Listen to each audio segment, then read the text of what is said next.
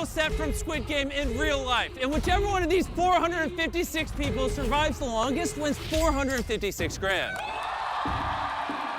Hey guys, Ozzy here, looking to do a review on the Squid Games by MrBeast. A bit of a strategical masterclass, insight as well, what the contestants could have done, some of the missed opportunities.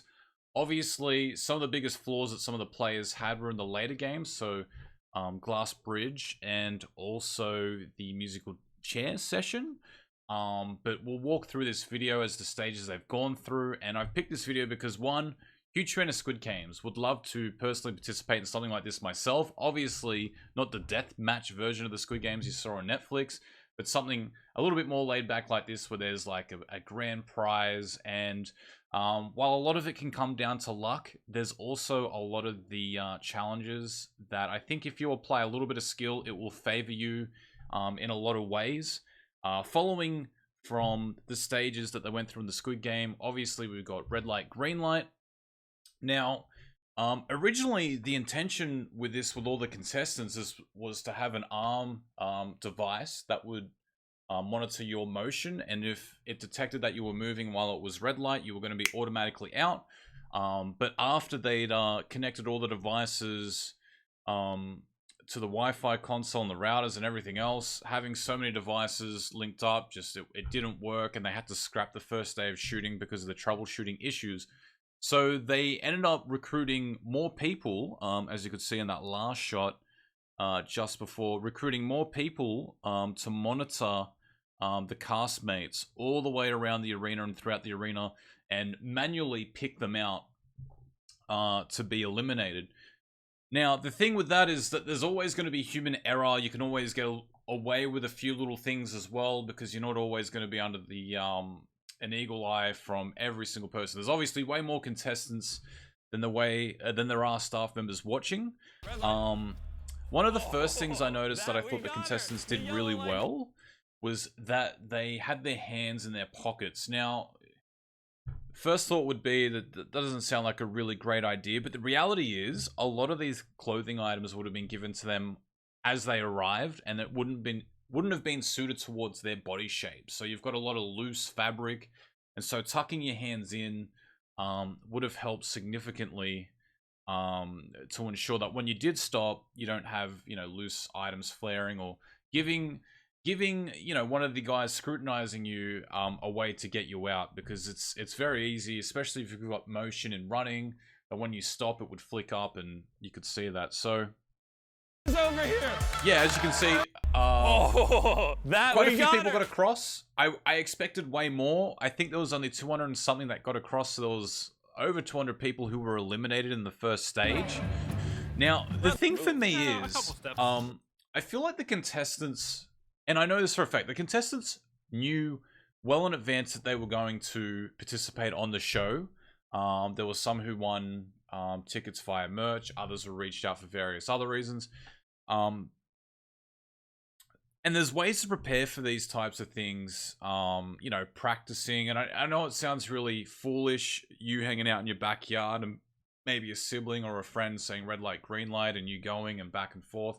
But to get into the mindset of how to play red light, green light, I think that's a great way to do that. They obviously try to trick people throughout the video saying, yellow light and saying red light twice, where they'd have say red light, wait a little bit, then say red light again. And that catches a fair few people off. One thing I did notice though is that, there was a few people who I thought got caught out by doing, focusing not on the objective at hand. I think if I was to do a challenge like this, and this is what I recommend to everyone else, is that you kind of just focus on your own zone. You'd have your head down. Obviously, when you stop, you could look up at the timer to get a reference point to see how far you were out and how much time you'd actually have. But I think the trick is not to get caught up in what other people are doing. Like, if you're looking ahead at someone else and focusing on them, if they move, that could naturally trigger you to move as well. And so if you just focus on like points of the ground, you can get away with that. Like right now, this girl right here, she got out.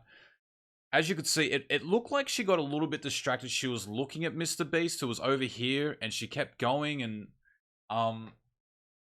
you know, that can be a bit of a trick. So I think if you just focus on yourself, move forward, obviously you're going to have to evaluate how quick you're moving with the time. But I think if you just move at a reasonably quick pace, you don't have to be the front person. And it was kind of crazy because there were a few shots out here where you'd see people way out ahead getting caught out. Stopping right here, there's a guy all the way at the front. Now, for him to get a gap of about 10, 20, 30, 40 meters, 50 meters to the rest of the pack, he's obviously tried to get there first. There wasn't any extra prizes for coming first, as we found out later in the video. And I think if you're trying to rush, I don't know, I think you're more likely to get caught out. Like, there's already a few people out here that have been caught out. If it was me, when I'm loading up into the room, because I imagine you would have walked into the room, it would have been a huge set. I would have tried to enter, and I'll find a reference point. The other side of the shops. For sure, this. Okay, now some people are getting out. Where are we? And green light. Okay, here.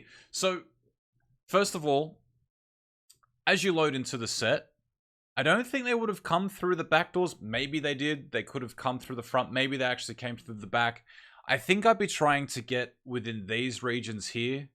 I feel like being too close on the side would be a rookie mistake. You'd walk in and be like, oh, I want to be out of the attention span of like most people. But the reality is, the red coats, as I'm going to refer to them in this video, are all standing there on the side, watching people, and you're more likely to get picked off. Or I think if you're filling in these gaps as you move forward, like Jimmy's obviously going to be in the middle, they're going to rotate around, but you can also increase your chances just by red light. Kind of hanging out. And obviously this is the person right in the middle that got caught out and first. As you can see, every single player has I think there are little things like that. There are a few contestants who are obviously way too slow. There was that guy at the back that they spoke to about what was his strategy, and they're slow and steady. Now, yeah, this is the guy right here. Now, the thing for me in all this is that you already know that the contestants, he doesn't want to get all of them eliminated in the first game. So I don't feel like they're going to try to trick every single person. If you just focus on yourself, try and get to the end, you know, really listen with your ears. Don't so much focus on your eyes, because again, seeing other people move can actually get you caught out. Would be easy instinct to kick in and get you caught out. So yeah, so moving along from this game, we saw a lot of contestants get through, though. It was 456 contestants in total, down to 232. Of you survived. If you look above your head, you'll see the $456,000 you're competing for. And now let's move on to Honeycomb. Got eliminated. In Almost Honeycomb, half. everyone gets a needle and a cookie with a different shape on it.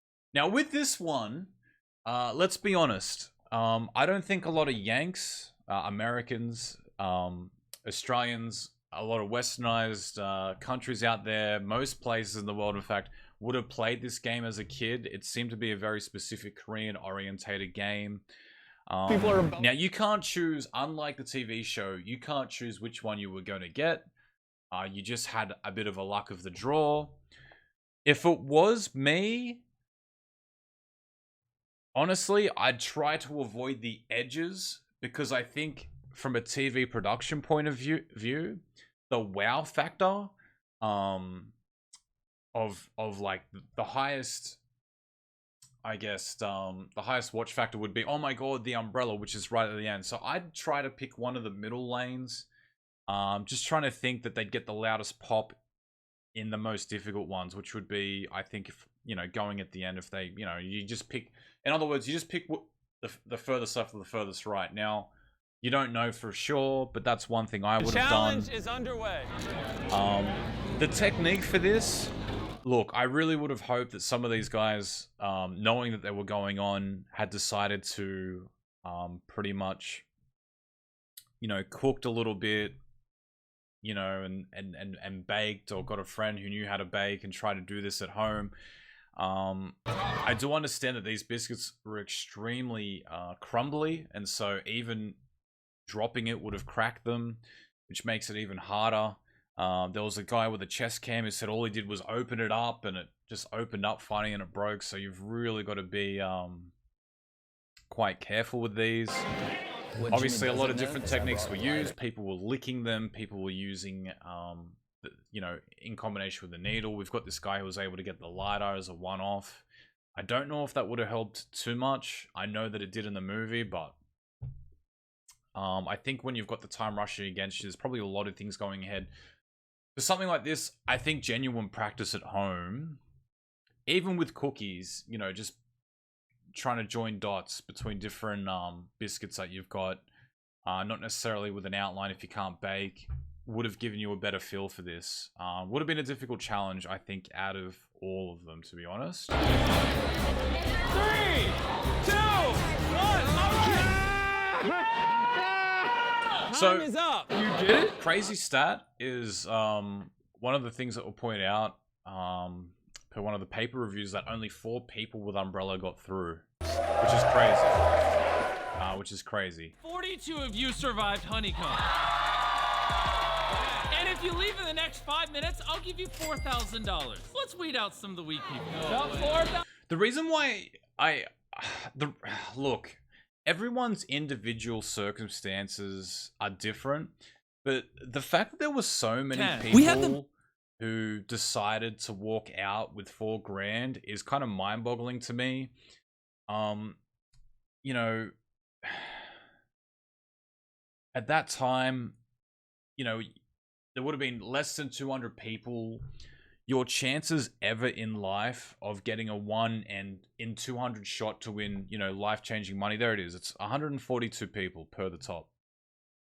139, 120. So, yeah, I mean, let's say 150.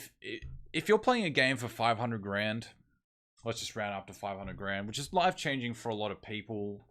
It's money that is extremely difficult to attain. I think I'd be the type of person to risk it. You know, I'm not the most athletic person. I'm just looking at this from a simple math point of view, is that will I ever get another chance, 1 in 150 chance to win, you know, $456,000 US as well. So that's the crazy thing. Now we're obviously going to Tug of War.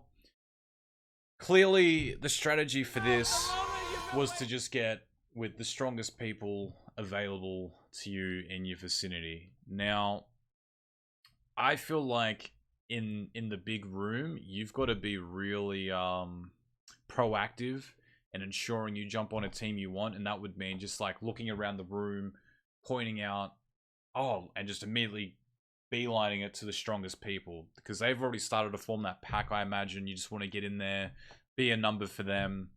We already know that in the TV show there was various techniques to pulling rope and how to do it, and if you tuck it under your arm. But I think overall the strategy among everything would have been just to get in the strongest group you possibly can. And yeah, that can be difficult.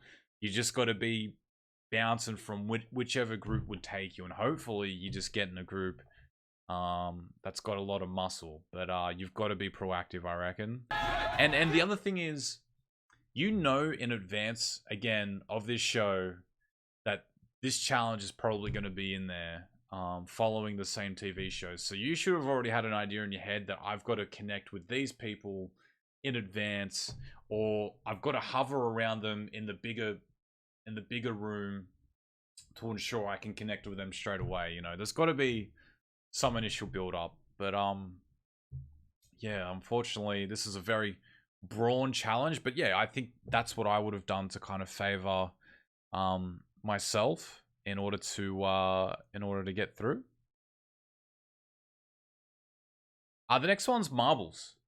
House we live in at the end of the day. Now they chose the twist was that they had evaluated. Glad I'm with you at the end. Everybody gets a Who were friends with who from the different cast, watching them on the sets, and then they paired them up. Now they eliminate there their are a best lot friend. of Go ahead and start the timer. games What you need?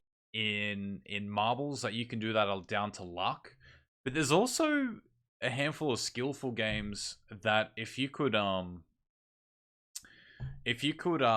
guess talk to your partner in agreeing to doing that could give you an advantage. Challenges where you'd have to throw marbles against the bricks, which some of the contestants did, whether it be a distance throw, against the wall if it's closest to the wall, or if it's a combination of winning points over time. If you're good at basketball, if you've got good hand-eye coordination against someone who doesn't, you've obviously got that advantage. So trying to appeal for a challenge like that would be ideal for someone like you.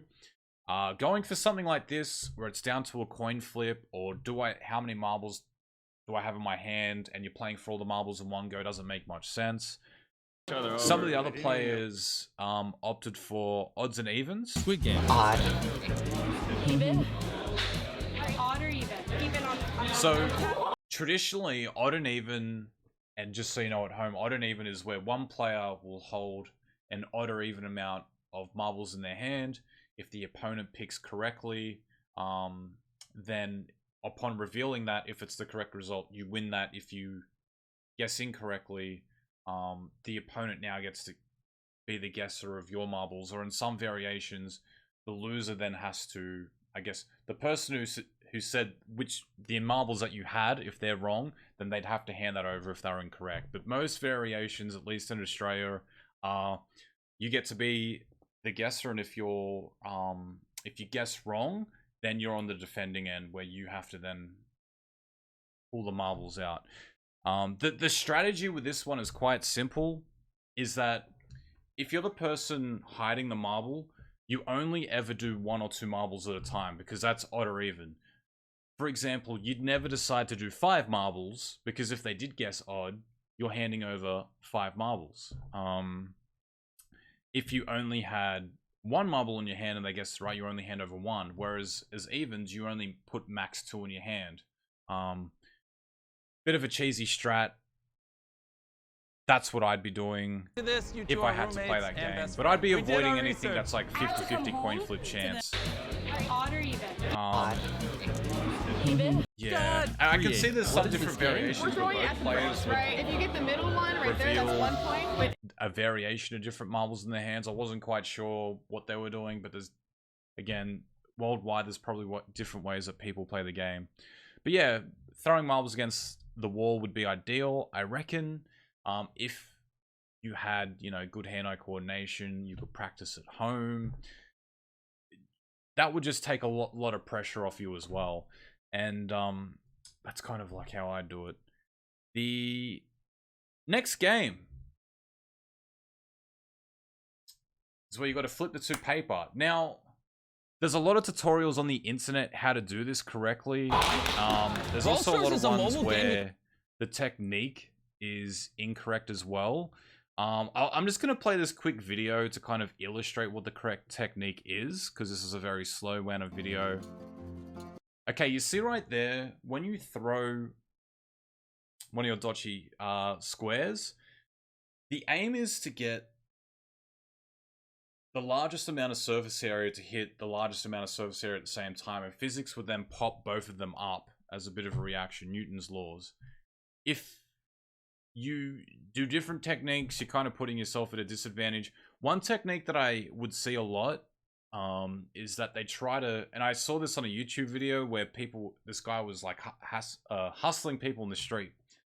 They would throw it down, and so it would be on its edge, right? And so they're thinking that they've got to get the edge to hit down in the middle, and then that would flip it over. But that's not how it works at all. All that does is make the ddakji cube that you throw bounce off, ricochet. It rarely ever flips over that technique, so you've got to try to hit it as flat as you can on the meaty part, and there you go. So that's kind of a quick technique how to do that one. The next one I want to talk about, glass bridge. This is the one I really wanted to talk about. We are now at the glass bridge set, and look. I'm going to tell you right now. Before we get there, let's talk about the numbers. And timely, 14 of you that didn't flip. Thank you. Watch this. And now you can turn. Oh, it worked for him. Oh my God, it's Watch true. this. Thank you, Brawl Stars. And for the 14 of you that didn't flip it, I'm gonna have to eliminate you. Oh, that was so in sync. Oh my gosh. Now, Okay. can all of you winners turn around? So at this point, they've all turned around, and then he clicks his fingers, and they've all changed positions. Just watch.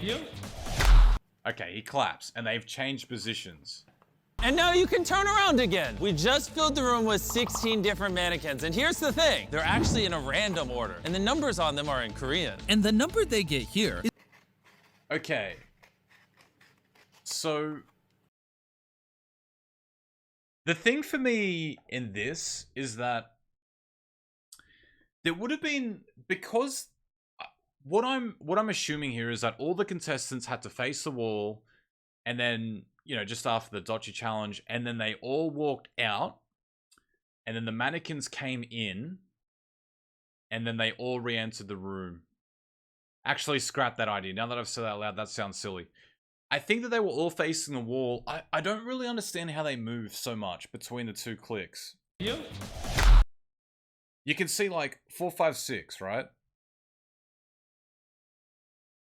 Winners turn around. Thank you. Okay, bad example. And now you can turn around again. We just... Let's do... That didn't flip. Winners turn around. Thank you.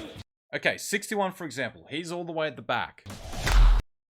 When he claps, he's at the front. I don't really know how that worked, if they were all facing the wall the entire time, but I think that was just a little bit of TV magic where the other guys had just gotten out for ddakji. They were taking a quick recall, and then they brought the mannequins in behind them. We all know from the TV series that this part was coming up, where you've got the glass bridge, and that the numbers would have been coming out. Now, I didn't really expect the contestants to know the Korean numeric values. I think that would have been impossible, unless they're Korean or, you know, they've studied, they're bilingual. But what I know from like most languages is that the more complicated the number gets, the higher it usually is. And so if we're just looking at this chart right here, with the exception sometimes, like for example, in Korean, 1 is actually looking like it's 2 to 3 digits, right? Because it's got this symbol, and then this one. Whereas number 2, 3, and 4 has one single symbol. So the higher you got, you could see that there were more symbols. So there were 2 symbols all the way here. 10 was 1 symbol. 11 was 3 symbols. And so just at any, if I was a contestant and I had to pick a number, I would just be going for the most complicated one and the longest one, the one with the most amount of symbols, to ensure that I'm at the back. You can get caught off. I don't know many languages that don't do this. If there are, please let me know in the chat below. I'd be amused to know if that's the case. But as you can see, the rule of thumb here is to get digits, to pick a number with the highest amount of symbols would be the go. And in fact, if you can get one with 3 clear, distinctful symbols like this, you would have got 15 or 16. And now you can turn around again. We just filled the room with 16 different mannequins. And here's the thing. They're actually in a random order. Yeah, this was hard because it's all off the cuff for these guys, and they had to run out and pick one number. And it was kind of like first in, best dressed, and so some people lucked out, not by choice. Some people by choice were unlucky anyway. But I want to really talk about Glass Bridge and the strategy involved with this one, because I did watch Indie Fox's video, who was a contestant, and he's actually in this top 16. And what numbers 1 to 8 spoke about as part of their strategy was to basically, when they did one jump, would then put pressure on 9 to 16 to come and do the next jump, like a higher number. All right, she survived. Which I think in a lot of ways, okay, they are isn't a bad way to do so it. far. I feel like, generally speaking, if you pick one of the early numbers, you're screwed. There's going to be a lot of peer pressure. The rules have... It didn't sound like, maybe off camera they might have had this, but it didn't sound like they did, since we know the result, that there would have been rules to say you have to go on the order that you pick from, but that became evident that wasn't the case. A lot of them negotiated, a lot of them stopped, a lot of them said they weren't moving forward after making a leap. I'm always right. Okay. I don't know if I'd listen. But we to can course see- she just fell. Left. Come on, 13 minutes, guys. We now have 3 people on the platform, only 1 out so far. I'm not moving. I want somebody past 8 to take the next step. Yeah. Past 8? I love that, yeah. Hey, 3 minutes has gone by. Is anybody willing to go? Clock's ticking. Now, anyone who actually takes them up on this is absolutely insane. Number 10 did. I don't know why. You know, just because one of the front numbers said that, I definitely would not be doing it. And if we look quickly at the math, guys, I counted that there were about 16 platforms to jump. And if you look at the numbers, each platform, there's a 50% chance that you're going to make the next jump, because you either go left or right. One of them falls through, one of them doesn't. So if you take the fact that you've got a 50% chance, you do that 16 times in a row, that's less than 0.00, well, I should say, that's equal to 0.0015% chance. Less than 1%. You have a less than 1% chance to guess them all. It is A ton of ground impossible. to cover. Yeah, he's good. Absolutely I don't impossible. understand why number 10 went in front of everyone. That was dumb. You'd never do it. You'd have to be extremely lucky to be able to do that. But the fact that number 10 comes out voluntarily just because they say, hey, you bigger numbers have to come up the front is crazy. At the end of the day, I feel like the earlier numbers would have been pressured to go ahead anyway. If they waited long enough, whether that be from MrBeast or the staff or everyone else, like, what are you going to do? You're not going to stand there for 15 minutes and make everyone lose. I mean, you could, but that'd be an extremely awkward moment for yourself. But there's one thing there's a few things I picked up here. Number 5, I'm going to come back to him later. He makes one jump throughout this entire series, and then holds his ground and says he's not moving. There are a few people who get out here at the end because of time, not because they fell through, of which 5 was one of them. And of course, well, not of course, but later you'll see number 13 was also one of them. This is a crazy concept to think that 5 got out on time, 13 also got out on time, but the numbers behind him didn't. There's a few things that happen here in the background that aren't really focus points of MrBeast's video that I kind of caught after rewatching it over and over and over again. And I want to point them out to you here as to what happened and what could have been done to ensure that you're not eliminated as an earlier number just based on Don't look good back there right now. No, I'm not moving. I'm not moving. All right, just like we thought would happen, they're refusing to move. Let's see who budges. I'm pretty good where I am. Got it. Oh, he got it. Okay, so he makes one more jump. Big numbers, take a chance. Under 3 minutes with 4 jumps Now they're left. pressuring, they're really pressuring, there's time pressure. I'm not moving. When y'all big numbers take a leap of faith. Yeah, you do back there, 15. Whatever, man. We can all lose. You guys better hurry up. They have 2 minutes. Why are they not rushing? If you go, I'll take the next ones. All right, come on. All right, you jumping? I mean, that was a bluff. Number 15 didn't end up taking the next ones anyway, but... Y'all really got me scared, but hold up, bro. This is a real life decision. Now, the contestants know at this point in time that there is not a lot of time on the clock. And so the back guys are probably starting to get a little bit worried. Not that they're going to fall through, that they just won't make it on time, even if the front guys don't make it on time. So, I started to notice something really sneaky here Y'all really got me scared, but in the background.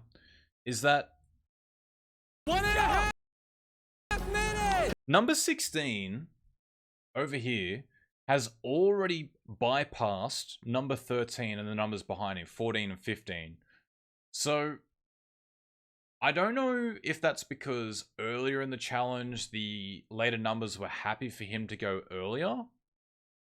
And they were just like, yeah, cool, you can do that. But what I did notice is that number 15 goes from the back and starts leaping ahead. Come on!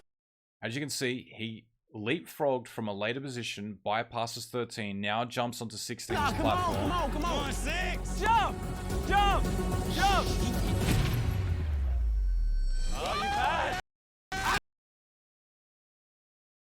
And at this stage, number 15 is now where number 12 would have been. So he's gotten ahead of everyone.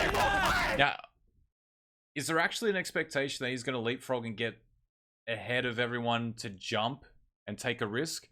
I don't think that was ever the play. I think this guy had strategically thought in his head, I need to get closer to the front to ensure I'm not just going to lose out on time. Not moving! Y'all, this is God telling me I'm not moving. 1 minute remaining. 3 jumps, 1 minute. Sherrod, go! Sherrod, go! Hey, you guys in the back. if Also, you're not here when while it's you're here, watching you're this, watch number 5. We know number 5 doesn't make it. gone. I took my... He's right at the front. There shouldn't be any reason why he gets cut off, but guys behind him didn't. But after he makes that last leap that he did, he falls so far back being passive and letting other people get ahead of him that it's like a bit of an oversight, unfortunately for him. No, I'm gonna stay right here and be cozy. Hurry! Go! Y'all go! Now you can see Cozy! You can see number 15 is hurrying along these guys. So the fact that he's leapfrogged quite a few numbers already meant he wasn't ever planning to jump. He'd already calculated in his head how many jumps there probably was to go, and if he gets in that queue, he's guaranteed to get across, but he just needed to make sure he was there in time. So not a bad play to him. The other numbers letting him do that? Yeah, I don't know. Go! Y'all go! It's just 3! Go! 6, go! Alright, y'all going! Take a leap of faith, come on! You're up. You take your I can't jump. They're in my way. They're in my way. They're all crowded on that one. And unfortunately, you can see number 13 gets buried back behind here, and he'll trail as well. 30 seconds! Go! And so 14, remember how number 15 was the guy saying, oh yeah, I'll jump if you guys jump? He was ahead of 14 at this stage, but hasn't opted anywhere further up the queue once he's got a little bit higher up in the number order. Go, take a leap of faith! Go! One more jump! 20 seconds! 20 seconds, just go! One more, I already jumped! I'm not jumping! 10! 9! 8! Right there! 7! 6! Go! Someone jump! And so at this stage, there's 3 seconds. There's going to be 1 or 2 seconds where they would have spoken before they actually did glass bridge. They stopped on the bridge. You've got to wait a little bit to get a clearance that the platform doesn't fall through. It's not one of those ones that fall through as you lands on it. It must have been like there by hydraulics, you know, with an app that would have opened it and closed it depending when they would have jumped. So he gets the clearance. Anyone who's basically not on this second platform already, that's ready to jump now, just doesn't make it. Let me come watch their play real quick. I'm gonna play the footage in slow-mo for the viewers. As you can see, the timer is on 0. And there So 16. were 4 people still clearly on the platforms when the timer hit 0. The 4 people were 16, 8, 13, and 5. All right, so It's crazy to me, as many times as I've watched this, that guys that were 5 and 8 were pushed so far in the back of the queue that they got eliminated. It absolutely sucks for them. I feel for them in so many ways.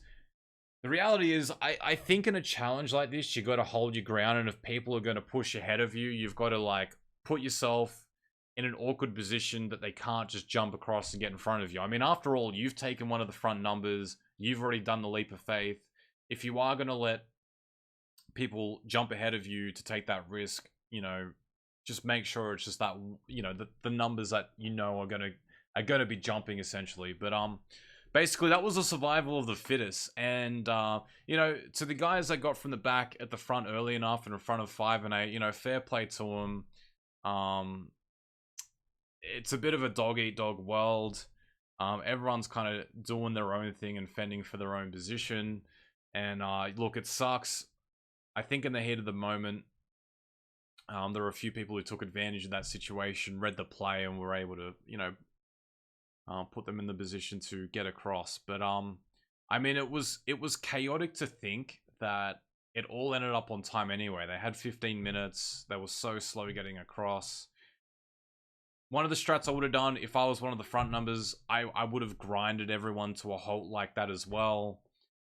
Making more people desperate to get from behind ahead and then eventually make that jump on my behalf after I'd cleared 1 or 2 stages myself to kind of prove that I would have done it. Yeah, rough, tough. So next is musical chairs. They opted not to get a Squid Game because no one knows how to play it, so they went for the simple musical chairs. Now, in the coffin. Look, Chris, don't look. Whenever you want. Musical chairs is a funny one. You can already see there's strategies always with musical chairs. Some of them are the bigger the group, the slower you move. If you've got this big trail behind you, you've got 1 to 2 chairs in front of you that you can quickly leap on. If the timer stops. Oh, look, Chris, and I think look. that there might Carl be a shot isn't here looking, that so we shows can't this be group. biased. All right, let's see what happens. Yeah, so right here. So this number's obviously going a lot slower. So once, you know, he's got such a big arc to sit on that, where these guys are really rushing ahead. And I think the bigger the game, if you're going to rush ahead and there's quite a bit of space between the chairs, you're more likely to get yourself out just because you're in no man's land in transition. And so, you know, it sucks for one of these 3 guys just because, you know, these guys seem to be rushing just to get ahead. It's mainly probably a cause and effect of this number here, just getting right up the backside of that guy and promoting this guy to then push up behind him. But you can see how much room this contestant has, and he's just walking. Oh, he got it. I got more. He's just casually pacing, and then you see this situation that unfolded where the crowded spot, you know, 2 people went for the same chair, one was in a better position, one planted themselves down a little bit quicker. But yeah, there's a lot of different strategies people do, whether people think it's unfair play, but they hover around the chair a little bit longer. The guy who ends up winning this challenge does that quite a bit. Number 079. You can see him in each challenge, in each session of these. Even in the background just here, he'll get to a point and he'll just sit there and hover, and basically he's not even moving. Once he gets to that staple point, he knows he can just like sit down on. Nah, he had it. He had it. At least he Whether is they, honest. you know, they didn't Oh my gosh! And police while they're that, coughing whether him they allowed it. play I know the they music. said you have to keep moving, you got to keep Okay. moving, but The music has it is begun. what it is. As you can see, right there, he rushes, on the line. stands It's there, about to happen at rushes. any second. Oh, man. Oh, you said. Oh no! Wait. Big mistake. He sat down without the music going off. Caught him out, unfortunately. That really sucks. He was the main character of the show, 4, 5, 6, and Good luck. super unlucky. Okay. The but music again, has started. 3 people, 2 now, chairs. going slower when you've got a more smaller group and the chairs are like 180 degrees apart in terms of rotation to be able to sit them down is actually bad. And this contestant here even said that the other 2 ganged up on him. Whether that was true or not, we're not really sure. But you can tell that this number here was basically always up the backside of 368, which promoted him to always push around, even though he was going Let's go. fairly slowly, whereas 79 was absolutely hustling. If you had to play this musical chairs with these cast members again, and they all had the same strategy, but the timing of the music being stopped would be completely random, like Carl not looking while turning it off and on, you would obviously give him the better chances because of the hustle that he's got. He gets there and then sprints across. He's just hovering and then going. MrBeast saying, you got to keep moving, you got to keep moving. But like, I mean, it really wasn't policed. I think if they were going to police that, they had to like stop it, you know, do some editing where they've got to get a new roll on and be like, guys, you're not moving fast enough, whatever else. We're now down to 2. I'm gonna take this chair right My money here. all the time would have been on 079 because of the strategy. Just no stopping, slowing up, hovering on the chair point, then quickly getting around. Where I think 330, watching Hey, it let the it first play few a little times, bit, it was Carl. just always at the same speed. And so he'd get around, and he's right up his ass now. He's right up his ass. Somebody's gonna get He's even touching him at that point. Where they are on the chair. He's basic. See that? How he's got his hands there. And although he's not pushing him, he's letting him know he's in his head to say, mate, I'm right up your ass. You got to keep moving. The music. And Oh, this is something. yeah. When will he I mean, look pause at that. it? When's he gonna pause it? Look, the whole time, every view, and obviously this is cut down. They probably would have been doing this for 40, 50 seconds, but the whole time he's like, look, even look at this shot. This shot is a perfect shot. This guy has, you know, 270 degrees to get back around, whereas number 79 is already sitting on the one spot. The minute he passes this threshold, he's already up the backside of 330. He gets there, absolutely sprints. Look at him. He's rotating right around the chair. He's hovering right around over the chair, quickly pivoting his feet. This guy is a little bit further away, which makes him have a larger radius, a bit slower. And look, exactly. He's past the point of no return. He's got to get 270 degrees around. This guy is already in the prime spot. And all he has to do is sit down. Yes! Yes! Oh, yes! Such a sick video. Now, I saw that on Reddit, you know, some people weren't happy with the tactics and stuff, but, you know, they're playing for a large sum of money. You know, whether it was unsportsmanlike, you know, that's all up to debate as well, but at the end of the day, he won. I don't think the winner's going to care about what some dudes on Reddit or in the YouTube comments post, but yeah, I mean, you've got to, you know, you've got to apply whatever skill you can to these games, and he obviously did a little bit of his homework on some of the earlier challenges to get him there. But yeah, that's a couple of insights I would have done. Thank you so much, guys, for watching this video. I hope you've enjoyed it. Let me know if you would have done anything differently. I understand that the contestants probably didn't sleep well. They're probably stressed out of their minds. People act a little bit differently when, you know, they don't effectively have a gun against their head saying, if you don't win this, you're not going to get $500,000. But, yeah, stressful environment. Sometimes the playbook goes out of it. But I think if I know I'm going to be playing Squid Game, like the contestants would have, there's some things that they could have prepped for. And I'm sure some of them did, so yeah. And yeah, thanks so much, guys. Hope you enjoyed the video. This has been another Aussie video, and I'll talk to you next time.